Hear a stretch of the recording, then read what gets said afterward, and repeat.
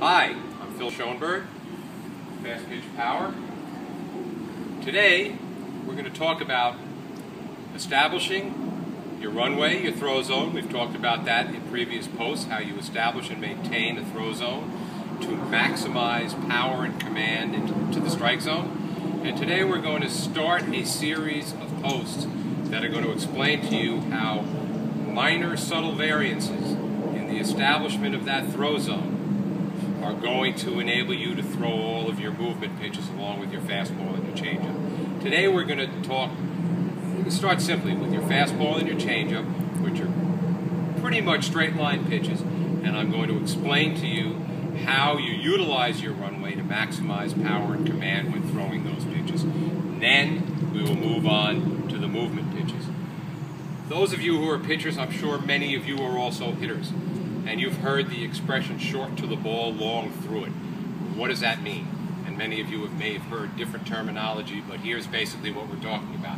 I'm at bat, I'm relaxed, the pitch comes, my hands, my bat head get to the contact zone, and when my bat makes contact with the ball, after I have been very short to this point, I want to accelerate and extend through that point, short to the ball, and long through it.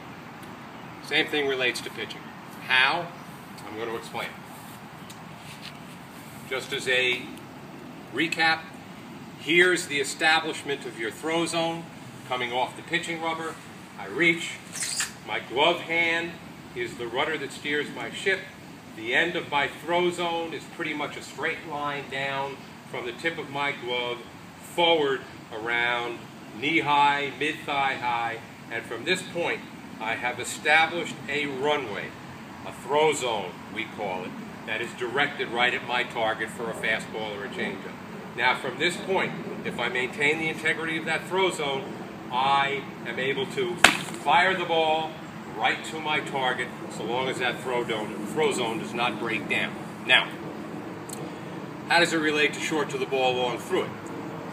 The longer my hand is in that throw zone, longer distance, shorter time. Short to the throw zone, long through it. Longer distance, shorter time, the more command I have of the strike zone. So as a pitcher, if you're pitching the ball this way, or you're stopping your hand at delivery, the likelihood of you commanding that strike zone with the power and control that you're looking for diminishes.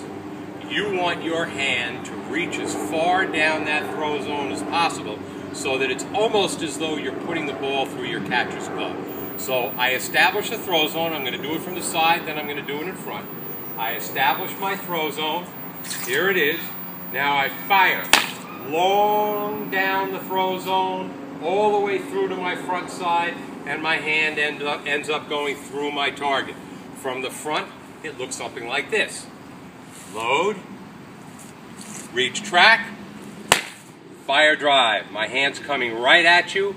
It continues to generate speed even after the ball leaves it, so I can command my pitch.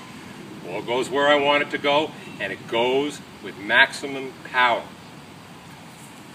The next posts we do are going to have a lot to do with movement and what the difference in the establishment of your throw zone is when you're throwing a screwball, curveball, drop, or rise. There are subtle differences. Please stay tuned. We are going to give you the information that you need to be the best pitcher you can possibly be. It's been great talking to you, and I can't wait to talk to you next time. Have a good night.